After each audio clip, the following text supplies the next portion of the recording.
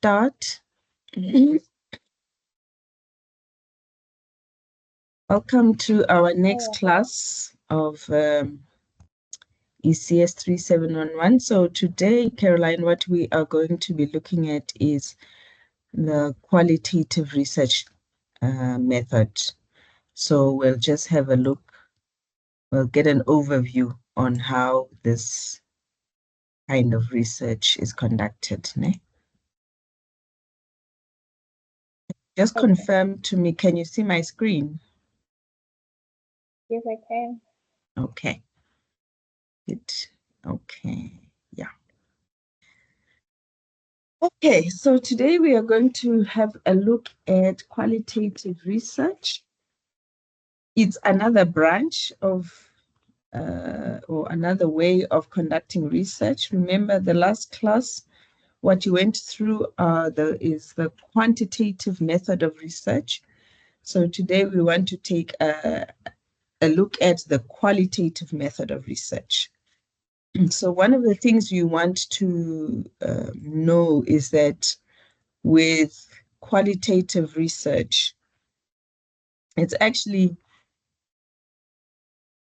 research cannot be one-dimensional. So quantitative research is one dimension, and qualitative is another. So you want to use another lens to look at research. So what we're going to have a look at today is we are going to look at what qualitative research is, and then we'll also be able to identify what is it that makes up qualitative research, what are the components, what are the characteristics, and then, of course, we'll also see how it is actually conducted. Okay. Just to take a step back, when we look at research, you remember in the first lesson, we had a picture.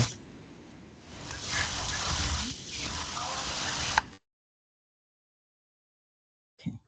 We had a picture. So when we're looking at, whether we're looking at qualitative or quantitative research or mixed methods research, remember in the first lesson, we said our research goes back to the research paradigms. How we reason when we are going to undertake research. We have these research paradigms. You remember this picture, right? So this is a display. Say again. I was confirming that I do remember the picture. Yes. So we had this picture, and this actually outlines the paradigms for research. So the first is philosophy. So when we're doing research, what informs how we approach research is our philosophy. Now, remember that we said philosophy is the lens through which we view the world. So our belief systems, our assumptions about how we develop knowledge, how we view the world, it all falls under philosophy. Now, there are various components that inform the kind of philosophy that we fall under. For example, there's the ontology. That is how we perceive our reality, how we look at our world. As different people, we look at our world and our reality differently. Is it objective with nature? Do you look at the world objectively, or do you take a very passivist approach? So that is the ontology that feeds now our philosophy. We look at your epistemological orientation. Now, these are now the assumptions about how we gain knowledge. How do we gather knowledge? Methodology, all those, and your axiology, those are what feeds our philosophy. And from what we see in the diagram, for example, there's interpretivist, pragmatism, and positivist. Now, when you're going to follow qualitative research, it's normally what the foundations of qualitative research, we can say that it follows a constructivist approach or interpretivist approach. And when it comes to the methodological approach, the qualitative research, normally you will see it also follows the qualitative approach. So in this research paradigm, we can say that qualitative research falls under what we've now marked with a red circle. The philosophy is interpretivist, the methodology is qualitative, and how we reason when we're doing qualitative research is, qualitative research says you don't want to be held down by one method or one way of viewing the world. Qualitative reasoning says there are many realities. They can be as many as the people. And there are many stories that can be told. And you'll see as we go through this lecture that this becomes very important because all these have to be taken into account. And that is why qualitative research, we say, now brings a well-rounded picture to research. Quantitative, like we saw last time, is very methodical in how it's done, and it's very, let me use a term like militaristic. This is how we do it, this is how we do it, this is what the theory says, therefore we must follow it this way. Whereas you'll see qualitative research is more flexible and is more let me say, human in its approach. I often say when you're looking at qualitative research, you're adding flesh to what the quantitative research would have told you. Flesh, as in you're making it more human instead of just it being numbers. What are the numbers telling me? Qualitative then, adds more flesh to the story, adds more fat to the story, so that our understanding is much broader than what we would have seen with quantitative research. So what is it? Going back to how we approach research, you also remember this picture, right, in our first lecture. So here too, this is what this picture shows is that qualitative research actually follows the inductive approach to research. So you in qualitative research, you're saying the data that I've collected or the information that I've collected, allow it to tell me what is going on in the story.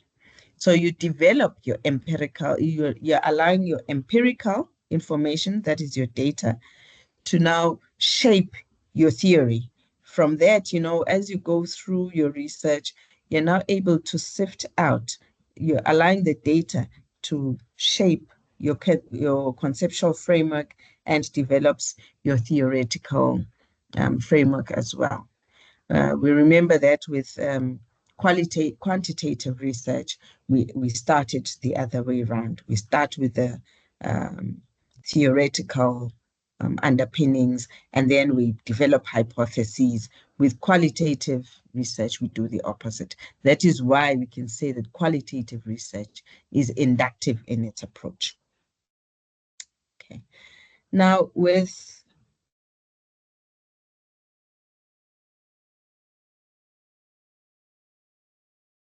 are the approaches then that we have when we look at qualitative research? I've already said that it broadens our understanding of the research subject and it brings the human element of behavior. So it's with qualitative research, you will see that you as a researcher play a very important role in the data, especially in the data collection, because the human element is now highlighted when it comes to qualitative research.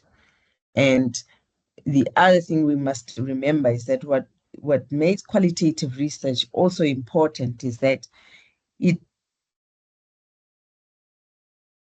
allows us to study the human behavior that is not necessarily measurable when we're using quantitative methods. That is why it's actually important, because it helps us to bring the human element that can be missed with quantitative methods, because those, it's not possible to measure. For example, if you're doing with qualitative research, things like your gestures can be important. What does your face look like when you're asked a certain question? What is your behavior? What is your response? Those are not things that are measurable, but these are the things that become very important when we are doing qualitative research. Now, our efforts, okay,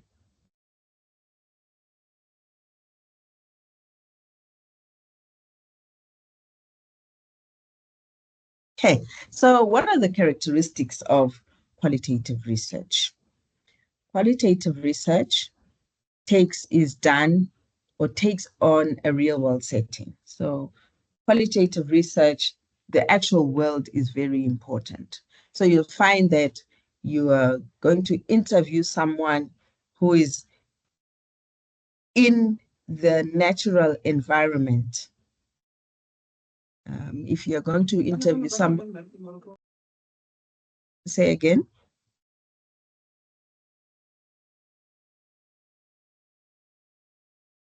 Oh, were you not talking, Caroline? No, ma'am. It was Okay. windy. Okay. No, that's fine. Okay. So with qualitative research, the natural world or the real world setting is important.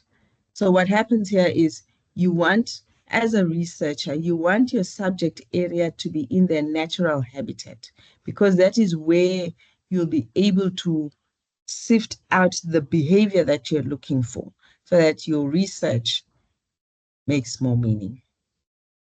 The researcher, as I've said before, you as a researcher are key in qualitative research, because this is where you are. You are the one conducting the interview. If you're doing participatory research, for example, you are the one giving your participants the activities. You are the one doing the observations. You are the one asking the questions. So as a researcher, you are key.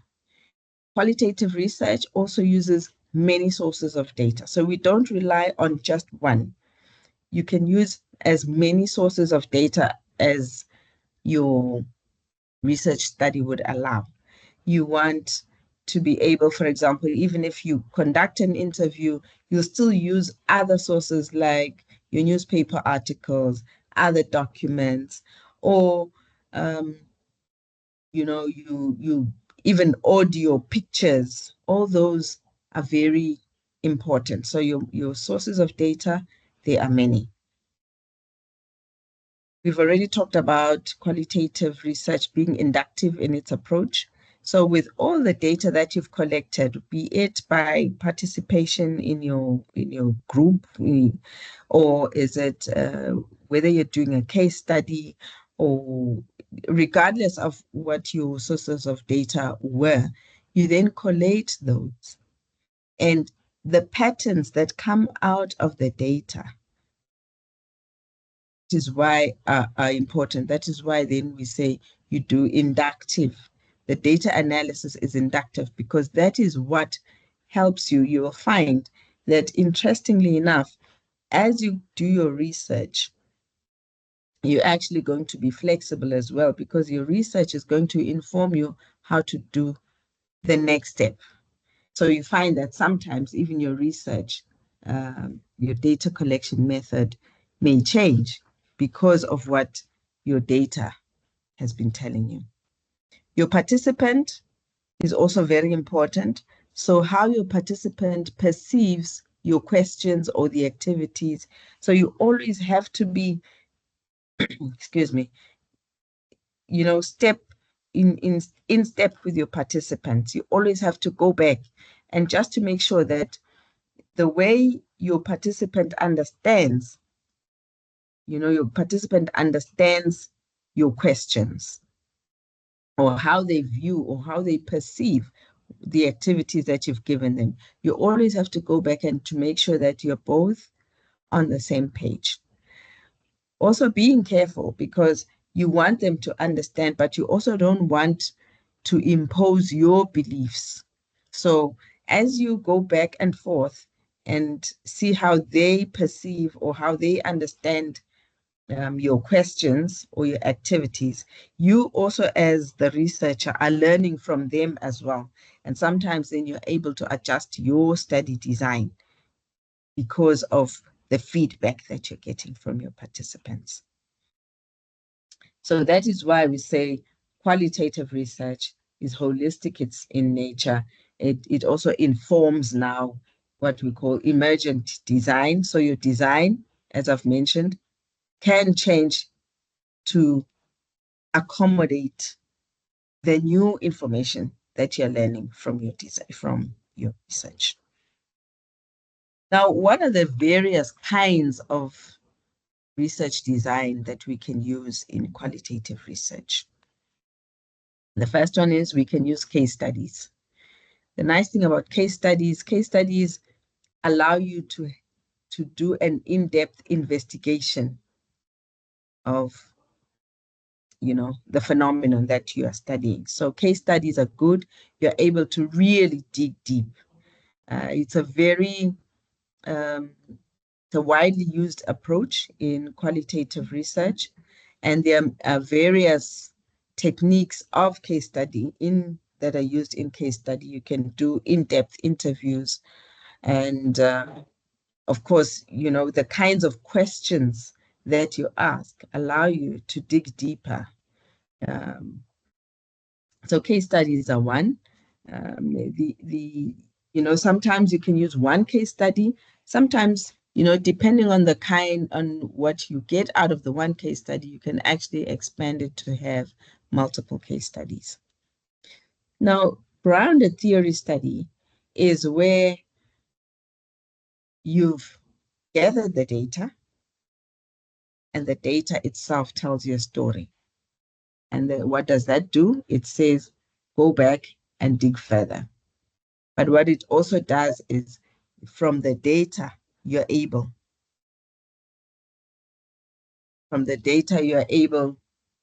to develop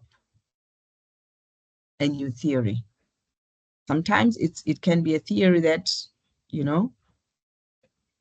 basically new, or it can be a theory that kind of emphasizes or reinforces a theory that existed before.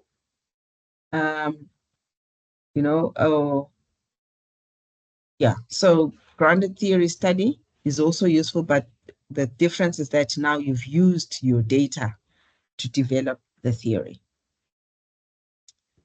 Participatory action research.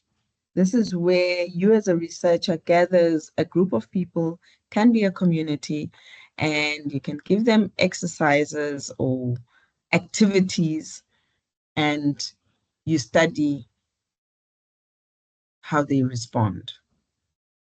Okay, so really, this is another way of conducting qualitative research. And it's also very good in, for example, teaching people new behavior or introducing a new concept to the community. And as you study how they respond to your activities, this is also now how you as a researcher gain insight on how to influence their behavior. So that is participatory design. Ethnography is a kind of research where it's called ethno because, you're looking at a group of people. Ethno meaning ethnic. It can be a country, it can be a community of people. So you go in there as a researcher, you sit with them, you live with them, you study their behavior. To me, what comes to mind, something like this, normally the anthropologists use this kind of research design. Um, if if if you are ever to travel, what came to my mind was you've heard of the Maasai people in Kenya, for example. Now, because they are we're all curious about who they are and how they live. You find that as a researcher, you can now choose to go and live with them in their village. You find a lot of people do that. Of course, now tourists do it as well. But as a researcher, if you find, you can go and live with them, and that gives you an opportunity to study their way of life. And from that, you can come up with conclusions. So that is ethnography. Historical research, with historical research, you're looking at historical events. Of course, you're looking at a lot of documents, historical documents, and from there, you're trying to harvest information on what the history tells you. Phenomenology, you know, in a way, to me, this is similar to ethnography. You're looking at how people live day-to-day lives.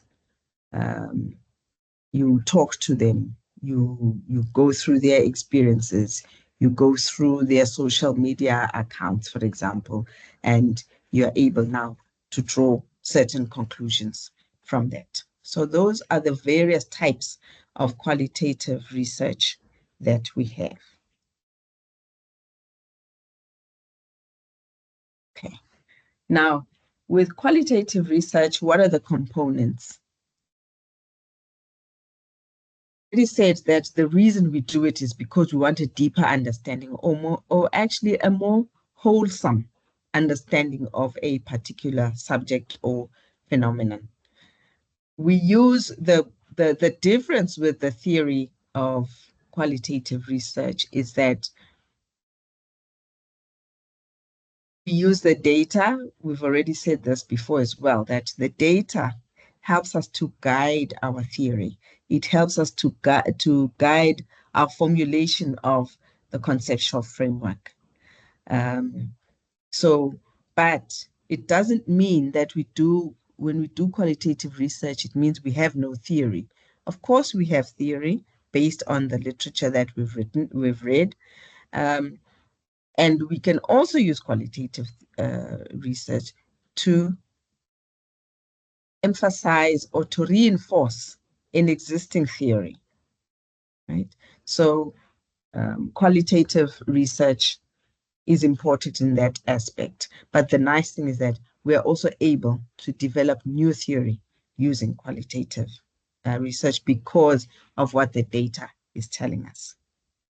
One of the research questions that we use when we're doing qualitative research, important questions like, is there evidence that the study has already been done? Has it been done? Is it possible for us to improve what has been done before? What has been done before? What was it that was missing? And the most important question, can the problem be addressed through research? Is it a researchable phenomenon? Because it's possible that we are looking at a subject, but it may not necessarily be researchable. So these are the research questions that we use or we ask as well as researchers. Okay, the researcher's role, we've already talked about that. The researcher is an important component of qualitative research. Now, because this is research, of course, these four components of research are very, very important, just like any other research design. Credibility. Is our research credible? We want our research to be credible because, of course, we want our research to be used to influence policy, to influence decisions. So we want our research to be credible. Is it transferable? Even though you were studying one group of people, is it possible that your findings of when you were studying one group of people, is it possible that similar findings or similar traits can be found in another group of people? So that is also very important. That lends credibility to our research. We need to be able to confirm. So someone else can go back to your case study and confirm exactly what you have done. And our dependability. We want our research to be used, and our ideas to be used by others, other peers, other authors. They should be able to go back and use our findings for their research as well. One of the important aspects of doing research, especially now with qualitative, because we are doing things like case studies, we are doing things like interviews, we need to be able to determine the sample size. How many people are we going to interview? How big must the case study be? Now, there are these guidelines that we use that help us to determine how big the sample size must be. One of the approaches is to use conceptual models. With conceptual models, now you're sitting down, you're thinking through your research, what you want to achieve with your research. So as you're thinking through it, you want to know what is this, what does the study, what is the objective of your study? Is it a narrow objective? Is it a broad objective? Because those become important in determining how big your sample size will be. For example, if it's broader, then you would expect that your sample size should be bigger than if your question or your objective is narrow. Are you looking at a big heterogeneous or homogeneous population? What kind of dialogue are you looking for? Are you looking for weak dialogue, strong dialogue? For example, if you really want to dig very deep, for example, that would mean you would want to spend more time with your interviewee. And that would mean, for example, you want a smaller size so that you have more time to spend with your participants. So those are the conceptual models that can be used. Now, there are rules of thumb. In your textbook on page 209, there's a table that outlines the rules of thumb that different researchers have developed on the sample size, depending on the kind of study that you would be doing. If, for example, are you doing a case study? Are you doing a homogeneous study? Is it a grounded theory study? So if that table, we can always use as a guideline on kind of sample size or we can choose for our study. Now, there are also numerical guidelines and statistical formula that you can use. These ones, the numerical guidelines, for example, is where you use your thematic analysis. And as you're going through your themes, each theme reaches a saturation point. And that is the guideline that you can use depending on the themes that you're able to eke out of your research. That is what then will give you as a guideline on how big your sample size should be. With statistical formulas, of course, statistics also gives us a little bit of guideline on how we can choose our sample size. Okay. Now, how do we collect data and how do we manage the data that we have collected so that in the end, we are able, for example, to come up with the new theory, or we are able to reinforce an existing theory. Okay. One of the ways that we use to collect data is interviews. Now, the difference with interviews, of course, even with quantitative research, we conduct interviews. The difference is that also with the kinds of questions that we ask when we're doing qualitative research. Qualitative interviews often have open-ended questions. We've said before that the kinds of questions that qualitative research uses are not measurable. So we use open-ended questions when we are conducting interviews, or the open-ended questions form a larger part of your questionnaire when compared with qualitative interviews, when we as compared to when we're doing quantitative interviews. Focus groups. With focus groups as well, you just put the people together in a room or under a tree, or you collect a community and you have group discussions. Now, out of that group discussion, you as the researcher are able now to sift out the information that you are looking for. The nice thing about focus group discussions is that people being diverse as they are, you're also able to then get the diverse viewpoints that people come up with. And that is why you're then able to go back and collect or divide your data into various themes, which is what we'll talk about next. Okay. Now, observations, of course, I've talked about observations. You as the researcher are the one doing the observations as your group is doing discussions, or you're doing the participatory approach, for example. You're able to study people's behavior and people's responses, and that helps you to keep record. So with qualitative data, keeping record, it's heavy on keeping record that you as the researcher keeps, because those are the records that then give you information later.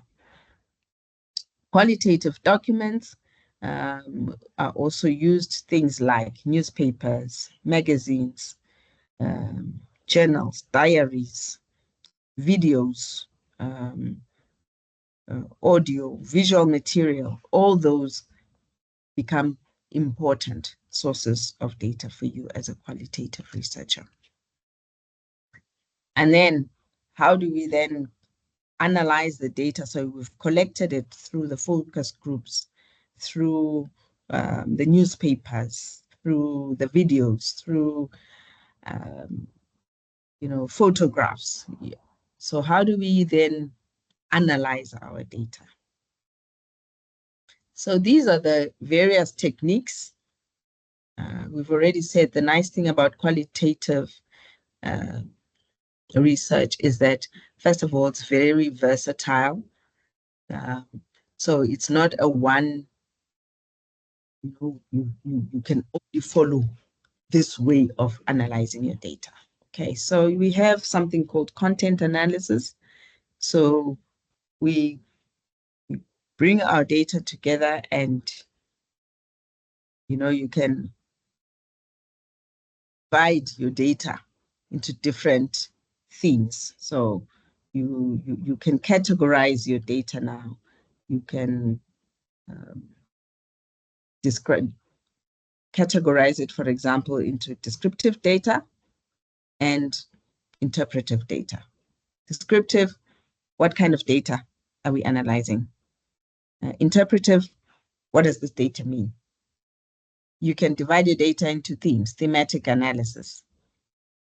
Okay, you identify themes in your data, certain patterns. You group your data into those different patterns, and you draw a picture out of that. We'll just talk about thematic analysis in the next two slides.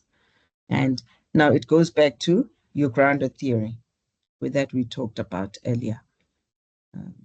So what this does is it allows you to draw and discover new theory, or it helps you to reinforce theory that is already existing out there, and that comes out of your data.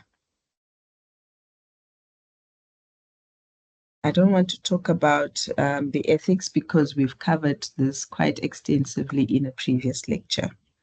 Okay. Now, I said earlier that we'll talk very briefly about thematic analysis. So what is thematic analysis? It's just another way of harvesting your data that you've already collected. So what happens? Remember, we said there's a lot of documenting of your data when we're doing qualitative analysis. So transcribing is very important. You've written down many, many things. So you transcribe, maybe when you were doing your data, your research, you were not even using the English language, for example, you were using a different language. So translation is also important. So you'll translate. In fact, you can even translate 3 ways just to make sure that the data that you have in the end is credible data, and the interpretation, how your participants would, you can see how your participants were interpreting the questions or the activities that you were giving them. So you can find that out when you're transcribing your data and when you're doing the translations. So coding is important. So once you've done all of that, you sit down, now you code your data. What are the common phrases? What are the common units that we are talking about? So that is coding and unitizing. So you sit down and now you've divided your data into themes, you're coding. What are the common words, common phrases that are coming out? What are the categories of units that are coming out of that data? So you're looking for themes. How do you find these? How often are these themes or these categories repeated throughout your study? So that is now your thematic analysis. You're looking for things that, keep recurring in your stories. How does the story shift or the topic shift between your transcripts? Are there similarities? Are there differences between the people you were interviewing? What are the similarities? What are the differences? What is the cause of the similarities? What are the causes of the differences?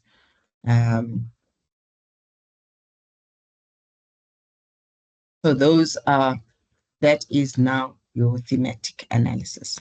Basically, that is the end of our lecture for today, Caroline. I don't know if you have any questions. Yes, just Mm, done, I think. mm, So, you said that with qualitative, um, uh, this qualitative research, mm. we need to be asking open-ended questions, right? So, does this mean that the questions with yes or no answers do not apply? Okay, so of course, with qualitative research, we still have some form of quantitative questions as well. So yes, no answers you will have. Like, for example, you can ask, so how many glasses of water did you have last night? I mean, that's a quantitative question. They'll say 5 or 6 or whatever, right? So you have it. You see, qualitative research does not mean there's no quantitative in and of itself. So even with the analysis, um, you still use some quantitative analysis techniques. The difference is that with qualitative analysis, you're allowed to ask more open-ended questions.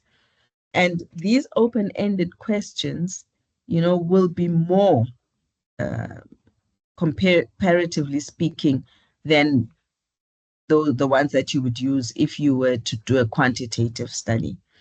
And the reason is because you're saying qualitative, you don't want to limit your respondent to saying yes, no, oh, I don't like this, I like that, right?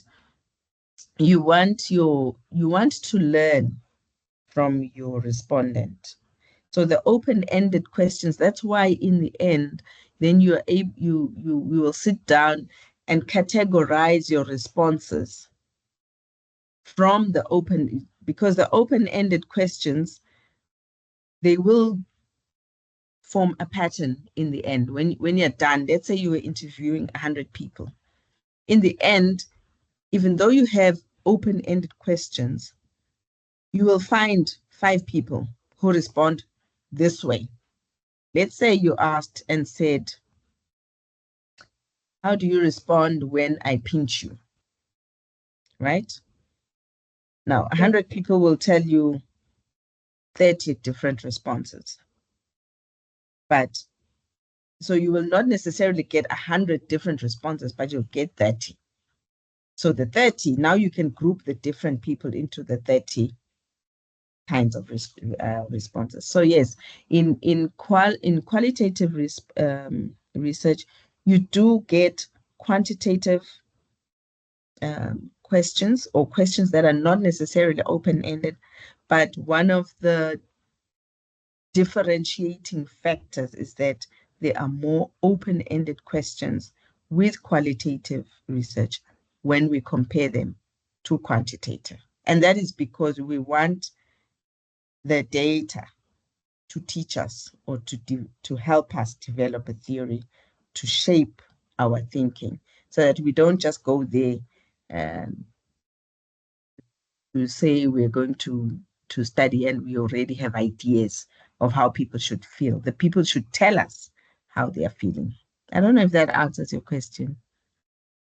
Yes, yes, it does. Another one, when you first started, you said that qualitative research is inductive, meaning that we don't start from theory. Um, so can we conduct qualitative research based on quantitative results?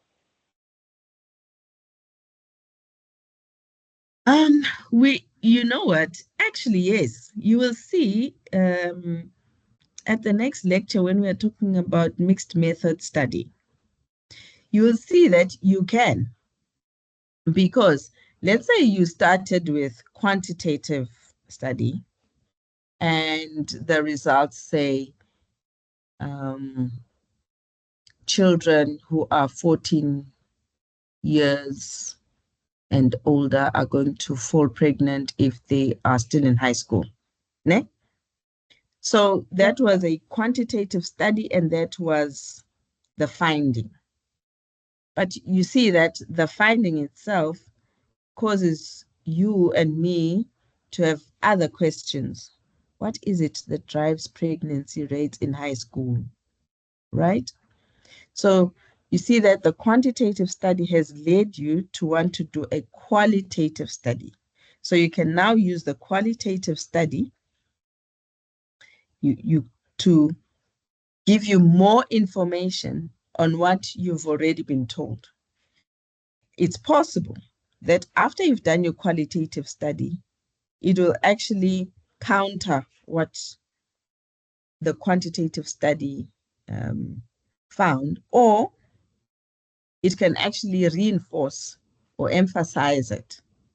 So yes, the nice thing about qualitative studies that, like I said, it brings a holistic picture to a study phenomenon. So if you've studied it on the quantitative side, you might say, you know what, I see this, but you know what, we're still missing. What's the reasoning behind this?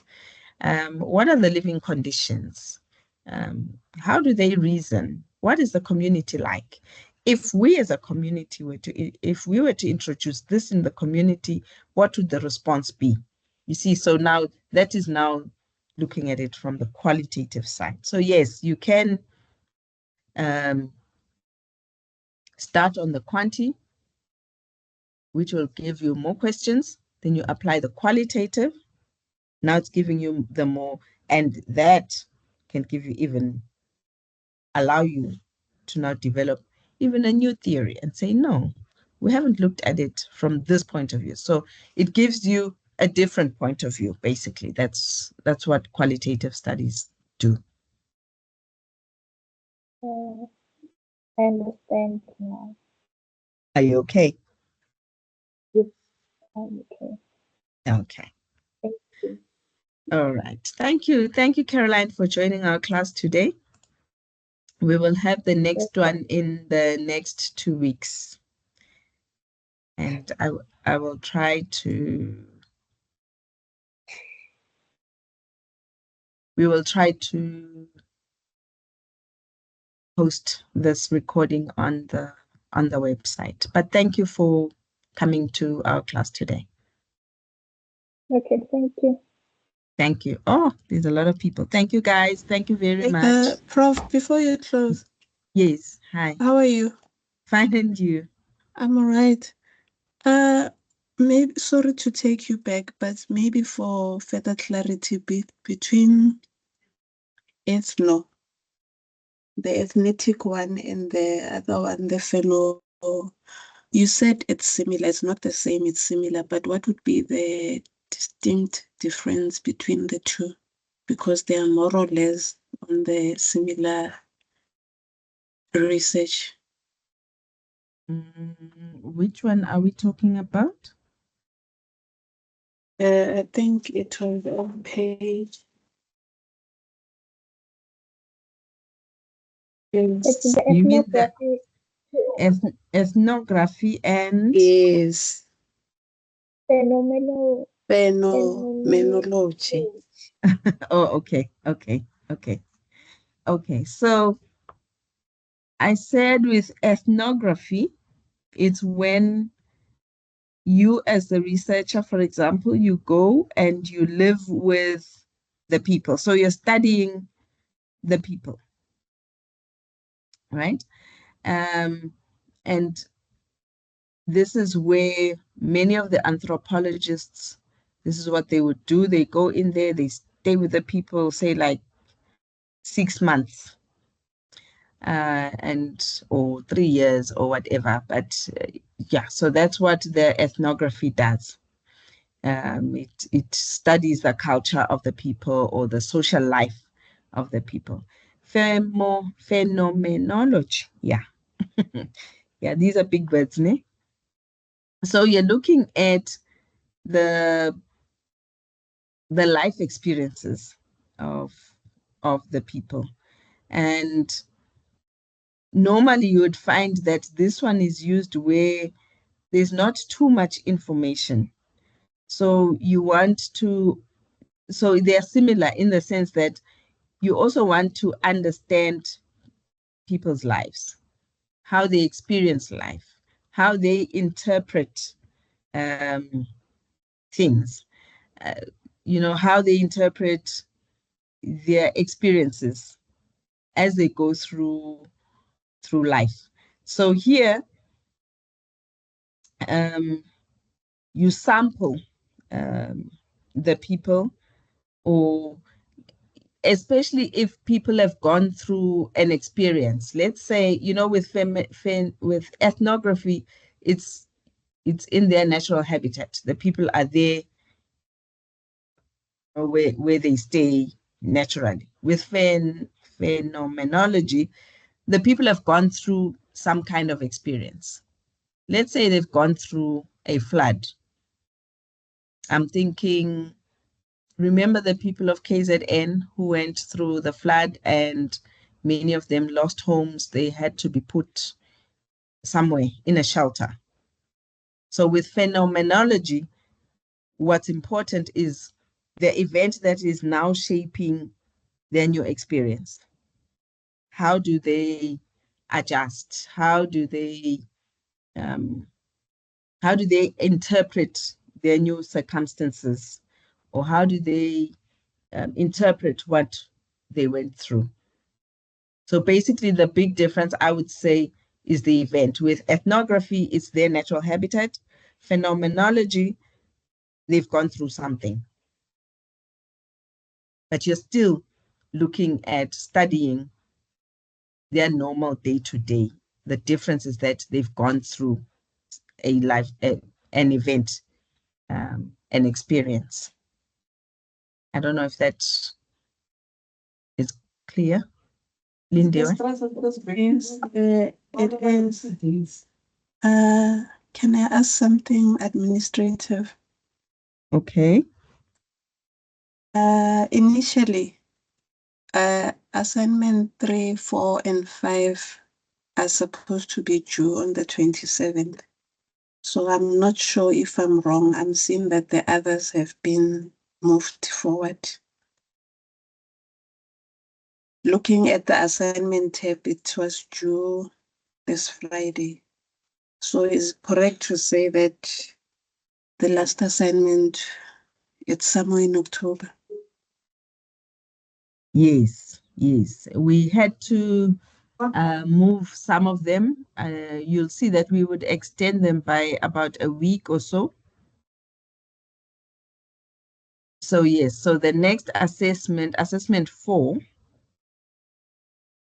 be in October. Assessment 4 and 5.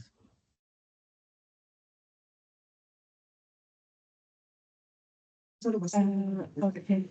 Is that what you're talking about? This one, assessment 4. And then 5, it's towards the end of October.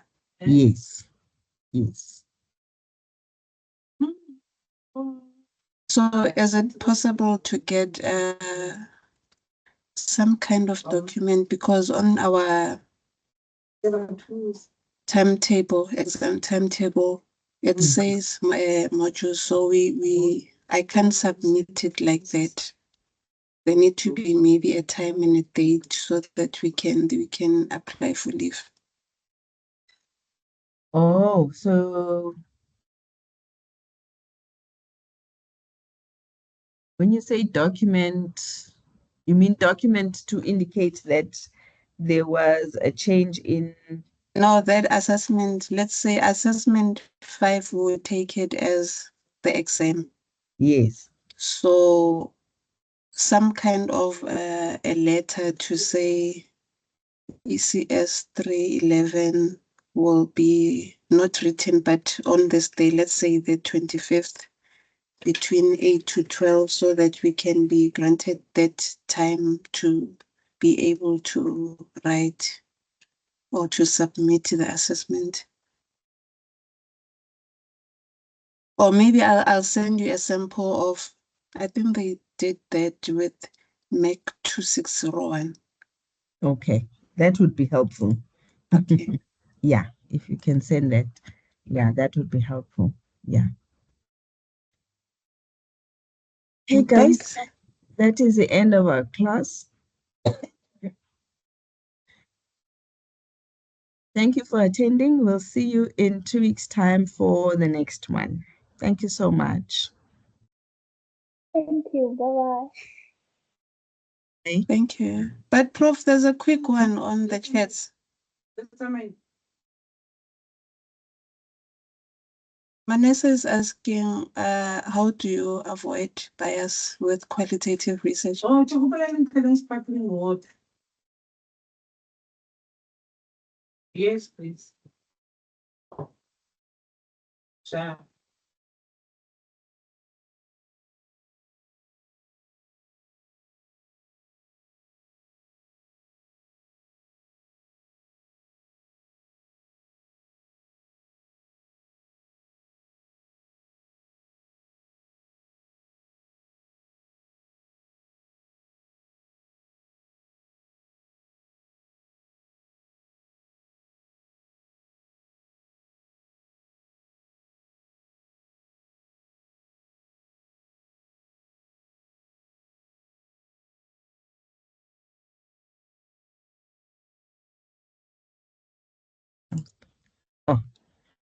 Sorry, I didn't realize I was muted. Do you remember this slide? Can you still see my slide on your side? Yes. Yes. Okay. So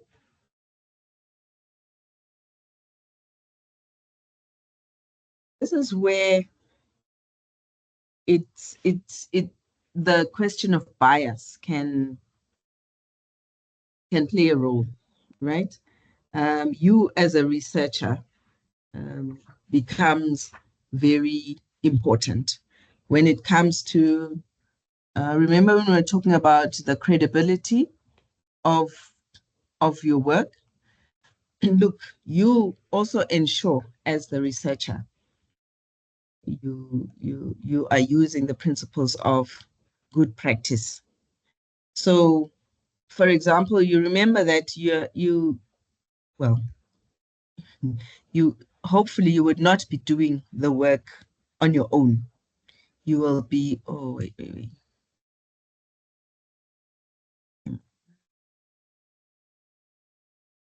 Yeah, okay. So you're not doing your work on your own. You have,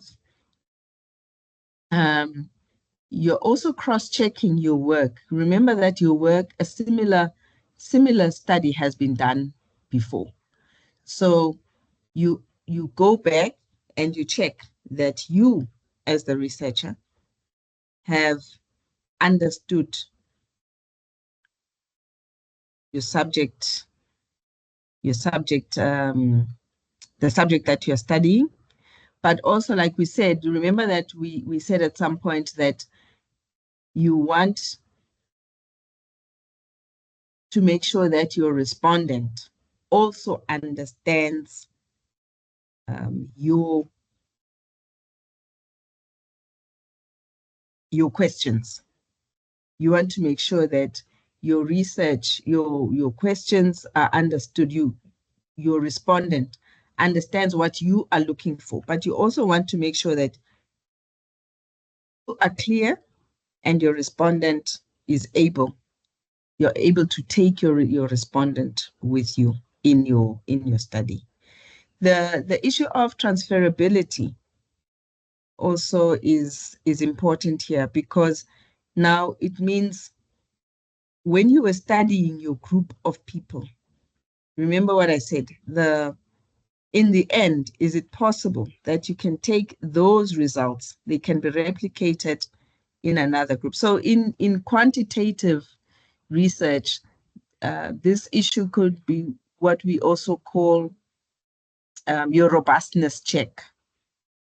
So robustness check just means if you're applying this result or something else, would you still be getting this result? In this case, what we're saying is, with the result that you've got from studying this group of people, is it possible that it can be proved when we're using it in another group of people? The issue of transferability. So I would say those are the cross checks that will help you to avoid the issue of bias. Of course, like I said earlier, in qualitative research, it doesn't mean we don't use quantitative techniques.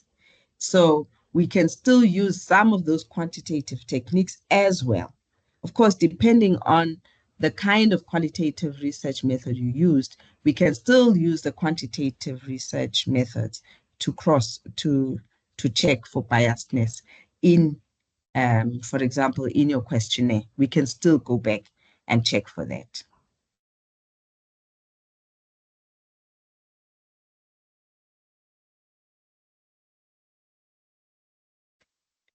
Has your question been answered in the chat? Yes, it has been answered. Thank you. Okay. Any more questions?